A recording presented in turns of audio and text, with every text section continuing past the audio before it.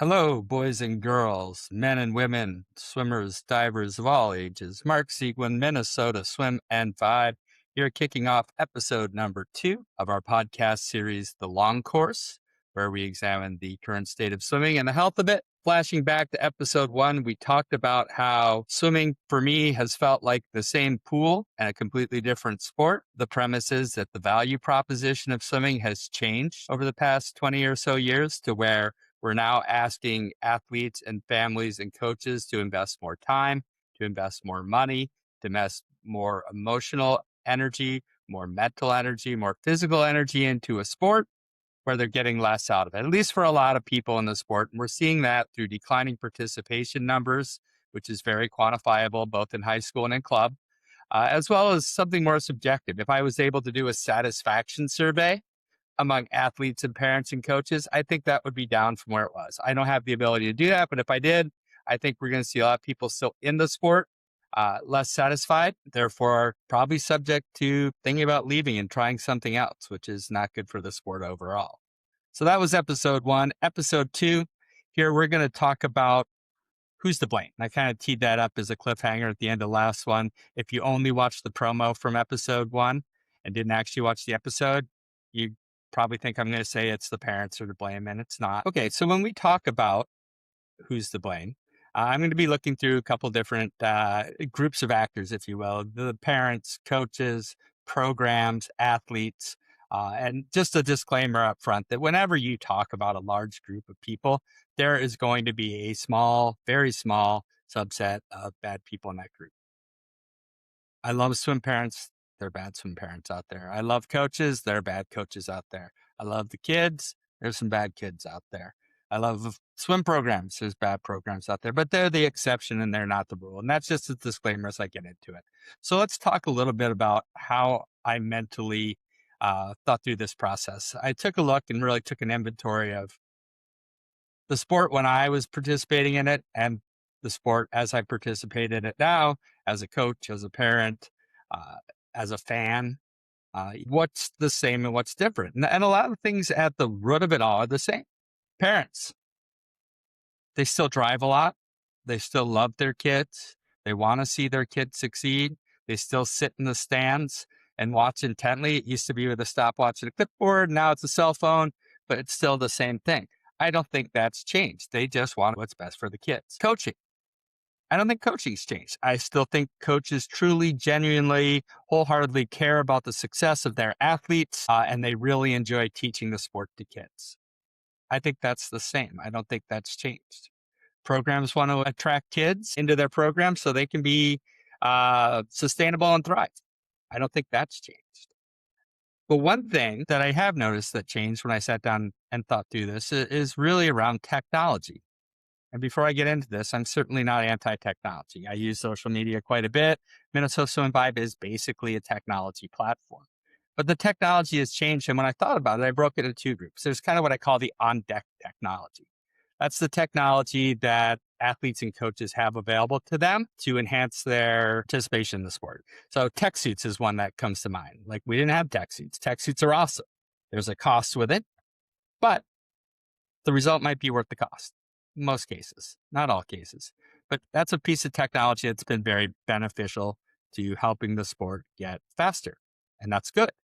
Video analysis, stroke analysis, good things. They help swimmers not only get faster, but they've helped a lot with injury prevention, which for those of us back from my day that can't lift their arms over their head easily, we get. Technology has helped us train better. It's helped with nutrition. It's helped us train safer. It's helped us with recovery. We've used technology to learn more about how to be smarter and train better for our athletes. And all those things are really, really good things. Then the second group of technology is what I call off-deck technology. And that's the technology that is available for us to share and promote the sport. Everyone's heard of Meet Mobile, things like that. Swim Swam. I'll throw that out there. That's another piece of technology that really shares what's going on in the sport to a broad audience. And then I think we'll loop all that around with social media as a way to take what is out there and propagate it and share it to others that care about the sport or that are interested in the community. And this is the one place where I think we start to see it acting as a catalyst for the drift from where swimming was as a sport and that value proposition to where swimming is and what the value proposition is today. And I'm going to explain a little bit about that. Okay. So prior to all this wonderful technology, to share what's going on in the sport, people had to be around it. You had to be on deck, you had to be around deck, you had to be at meets, you had to be around practices, or you'd hear it through coaches and you'd hear it through athletes. That's the only way. And you kind of got both pieces of the story. You got the experiential piece of swimming, the growth, the development, the challenging, the accountability, the learning how to communicate, all the stuff that youth sports is about, you would get. And then you'd also get the results stuff too. It wasn't easily available to see who was swimming what, when, where, how, why. You really had to be at it. Now, with all this technology, one of these two buckets is easy to share, easily available, and that's the results, the rankings, the times, the drops.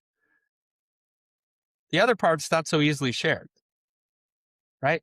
So there isn't an application out there or a system out there that easily quantifies and makes available someone's personal growth in the sport. There is a lot of technology that shares how fast somebody went on any given day.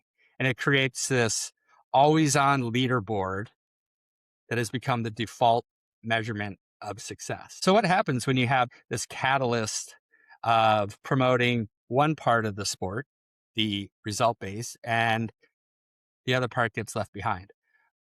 That becomes what we constantly see. We see it as athletes. We see it as parents. We see it as coaches. We see it as programs. And slowly over time, we start to think that this is really the only true measurement of success. And that's kind of become the problem. It's not intentional, but it's the catalyst that has created this current that has taken us away from what the core value proposition of swimming was into where it is today, where it becomes a negative value proposition for so many athletes, right? Because they're going to put in the more time, the more money, invest more of themselves into it. And if they're not getting the quantifiable results that everyone sees, then they're not feeling like they're getting the value out of the sport. That's a bad equation. So we have two things. We have the what's available from a technology standpoint as the catalyst, and we have that making results so visible all the time and becoming just the dominant metric of the sport, creating a current pulling us away from what the true value proposition is of the sport. And that's what I think a lot of it comes from. Unfortunately, nothing intentional, but that's really where the drift is. Let's talk about how that catalyst impacts certain user groups in the sport of swimming. We'll start off with parents. Parents just want to see their kids be successful, right? That's all they want. They want them to be safe and they want them to be successful. Well, when we have this always on leaderboard that just constantly shows results, it's easy for parents to think that that is the true measure of success. It's the quantifiable one, right? So we get wrapped up in that. And when kids aren't getting results, as any rational parent will do, they want to step in and help. The cost of that is it leads them to tend to become a little too over-engaged and a little too hyper-focused on results. And in swimming, results come, but the slow burn of the process and the personal growth is really what's always happening, but we don't show that. We don't measure it. It's not available. We just see that the results aren't there at the time or someone else is faster. And we want to chase that because we see that as a true measure of success in the sport. Probably true for all youth sports. Parents doing the rational thing, right? Loving their kids and wanting to see them succeed. You throw them into with this catalyst and the current drifts them into being overengaged sometimes. When that's really not their intention, but they're just doing what parents do. Coaches. There's technology, and this technology is a way to promote their programs and their success in ways that never existed before. Why wouldn't they want to take advantage of that? Right? They have this tool to show the success of their program to potential athletes and families. Great. But when it's the only mechanism and it only shows the results, that's all they're focused on. That's all that gets out there. They're not, the pieces of personal development don't make it out there, right? So everyone is kind of operating on that same system of being results focused. Programs are the same way. They want to attract kids and make sure that they have the revenue to keep running their program so it's available for kids. Again, they have a tool, but it only promotes results. It does not promote what youth sports is all about, or specifically what swimming is all about. That doesn't work in the catalyst. The catalyst doesn't work there, right? Let's take athletes. And this will take me back to a conversation I had with the great Mr. John Barnes one time, where my mouth got ahead of my brain. And I threw out a statement, the kids have changed. And John patiently talked to me about kids haven't changed, right? All they want is a place to go have fun, be active, grow, feel safe, and be with their friends and belong to something. That's what kids desire.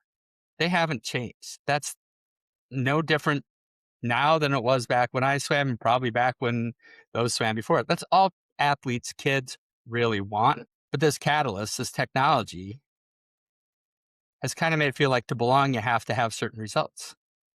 To belong, you have to have certain cuts. To be accepted, you have to have certain times. Not intentional, but it's there because that's the one piece of the sport that is easily visible, easily shareable, and always on for athletes, for coaches, for people that run programs, and for parents. And that's my hypothesis. No one's acting with malicious intent.